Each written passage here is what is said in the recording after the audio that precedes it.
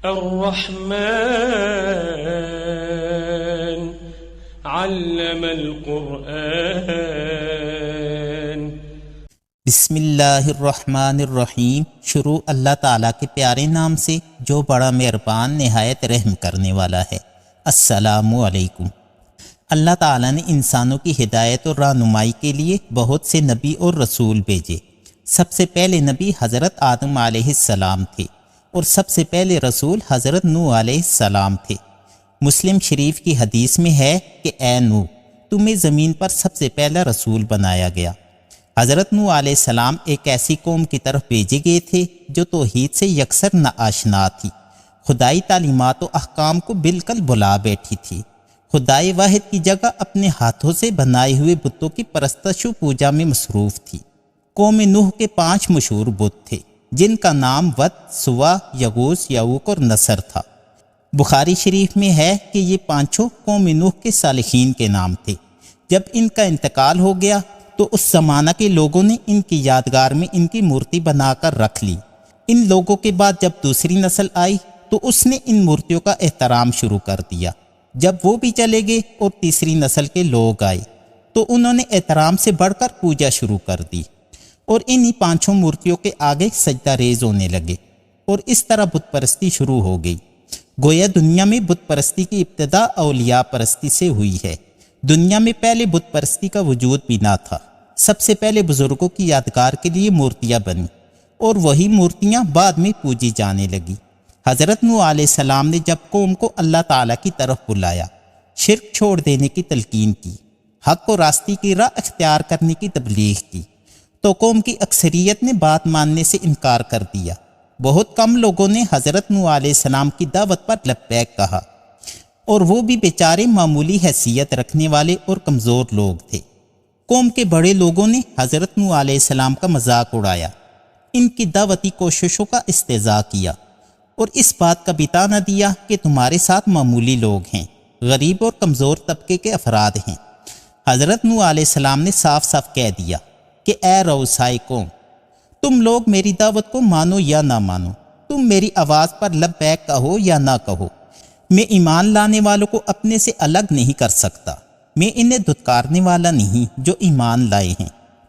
حضرت نوح علیہ السلام نے اپنی قوم کو طرح طرح سے سمجھایا، رات میں بھی، دن میں بھی، کھلم کھلا بھی، پوشیدہ طور پر بھی، مگر قوم نہ مانی۔ حضرت نوح علیہ السلام کے سمجھانے پر اور بھی برگشتہ ہو گئی، کانوں میں انگلیاں اور کپڑے ٹھونس لیے۔ حضرت نوح علیہ السلام نے عذاب الہی سے ڈرایا تو کہنے لگے، اے نوح، تم اپنے پروردگار کا عذاب کیوں نہیں لے آتے اور روزانہ اس طرح کیوں ڈراتے اور دھمکاتے ہو؟ ان سب باتوں کے باوجود حضرت نوح علیہ السلام دین کی دعوت دیتے رہے، لوگوں کو حق کی طرف بلاتے رہے، لیکن قوم بہت ہی ہٹ درم اور سرکش تھی۔ وہ حضرت نوح علیہ السلام کی بات کسی طرح ماننے کے لیے تیار نہ تھی۔ دن بدن ان کی سرکشی میں اضافہ ہوتا جا رہا تھا۔ 950 برس تک دعوت دینے کے بعد حضرت نوح علیہ السلام بالکل نا امید اور مایوس ہو گئے تو بارگاہ الہی میں یوں دعا فرمائی، اے پروردگار، تو کافروں میں سے کسی کو بھی زمین پر باقی نہ چھوڑ، اگر تو ان کو یوں ہی چھوڑ دے گا تو یہ تیرے بندوں کو بھی گمراہ کر دیں گے اور ان کی نسل بھی انہی کی طرح نافرمان پیدا ہوگی۔ بارگاہ الہی میں حضرت نوح علیہ السلام کی یہ دعا قوم کے حق میں بد دعا تھی، اور ہر طرح کی کوششوں کے بعد وہ اس بد دعا پر مجبور ہوئے تھے۔ پیغمبر کی بد دعا رائے گاہ کیوں جاتی؟ فوراً قبول ہوئی اور حکم ہوا کہ اے نوح، ایک کشتی تیار کرو، ایک طوفان آنے والا ہے، یہ سرکش و نافرمان قوم اسی طوفان میں غرق ہو جائے گی، اور جو اہل ایمان ہوں گے وہ کشتی میں محفوظ رہیں گے۔ حضرت نوح علیہ السلام نے کشتی بنانی شروع کی۔ قوم نے جب دیکھا تو ان کا مذاق اڑایا کہ نہ پانی اور نہ پانی برسنے کا کوئی امکان، کیا خشکی پر کشتی چلائیں گے؟ لیکن حضرت نوح علیہ السلام ان سب باتوں سے بے نیاز اپنے کام میں مصروف رہے اور کشتی بن کر تیار ہو گئی۔ اب عذاب الہی آ گیا، آسمان سے بھی ٹوٹ کر پانی برسنے لگا اور زمین بھی اپنے چشمے ابلنے لگی۔ اللہ تعالیٰ کی طرف سے حکم ہوا، اے نوح، اپنے اہل ویال اور دیگر ایمان والوں کو لے کر کشتی میں بیٹھ جاؤ اور ہر مخلوق کا ایک ایک جوڑا بھی ساتھ رکھو۔ اب وہی لوگ عذاب الہی سے بچیں گے جو کشتی میں ہوں گے، ان کے سوا کوئی نہ بچ سکے گا۔ آپ لوگ جانتے ہیں کہ یہ ایمان لانے والے کتنے تھے؟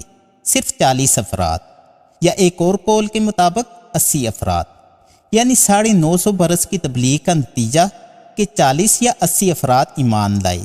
بہرحال ناکام حضرت نوح علیہ السلام نہیں تھے، انہوں نے اپنی کوشش میں کوئی کمی نہیں چھوڑی تھی۔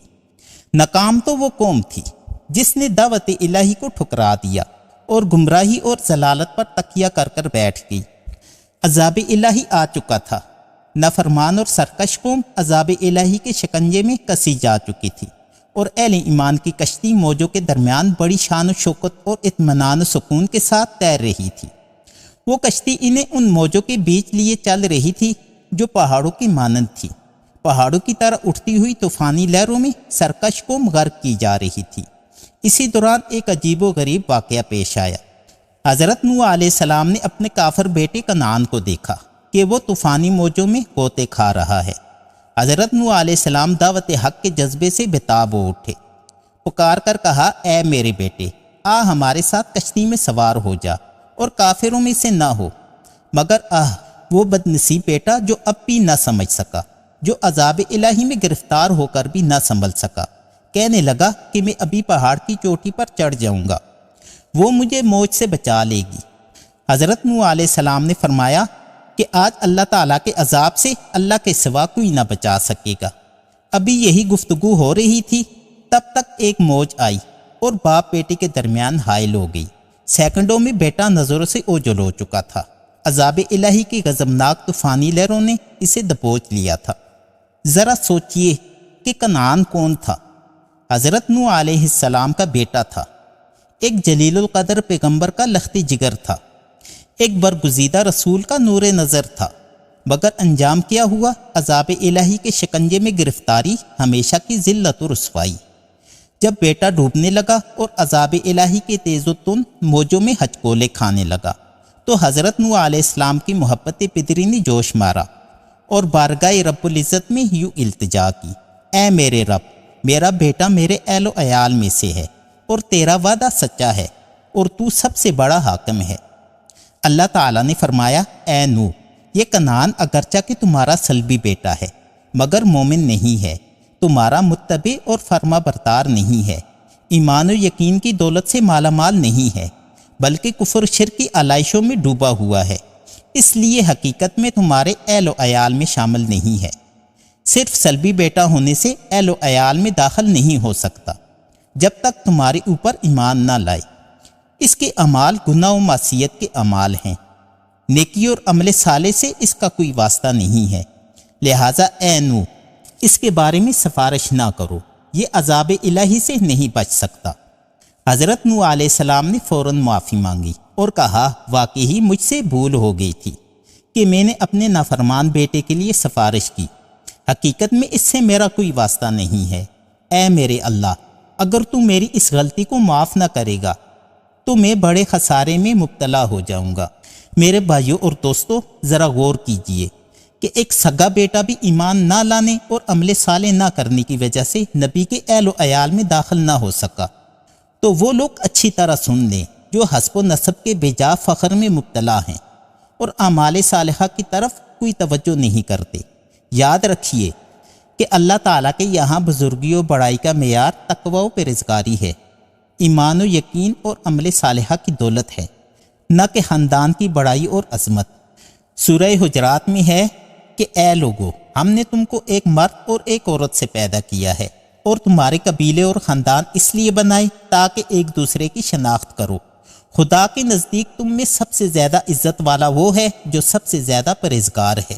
میرے بھائیوں اور دوستوں، قیامت کے دن اعمال تولے جائیں گے، حسب و نسب نہیں تولے جائیں گے۔ عمل کا پلڑا اگر بھاری نہ ہوا تو اونچے خاندان سے ہونا کچھ کام نہ آئے گا۔ اس لیے حسب و نسب اور ذات و برادری پر فخر و مباحات کی بجائے اعمال صالحہ میں لگ جانا چاہیے اور تقوی و پرہیزگاری کی راہ اختیار کرنی چاہیے۔ بہرحال قوم نوح اپنے کیفر کردار کو پہنچ گئی۔ جس عذاب کو وہ ایک مذاق اور کھیل سمجھتے تھے وہ حقیقت کا روپ دھار کر انہیں نگل چکا تھا۔ طوفان نوح تھم گیا، آسماں کو حکم ہوا اب نہ برس، زمین سے کہا گیا کہ اب پانی کو جذب کر لے۔ سفینہ نوح صحیح و سلامت جودی پہاڑ پر لگ گیا، جو ہونا تھا وہ ہو چکا تھا۔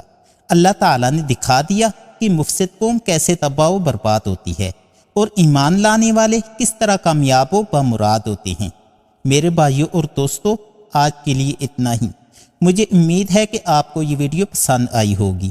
اگر آپ کو یہ ویڈیو پسند آئی ہو تو لائک اور شیئر کرنا مت بھولیں، اور اس طرح کی مزید ویڈیوز کے لیے چینل کو سبسکرائب کر دیں۔ شکریہ۔ اب اگلی ویڈیو کے ساتھ آپ حضرات کی خدمت میں پھر حاضر ہوں گا۔ تب تک کے لیے اللہ حافظ۔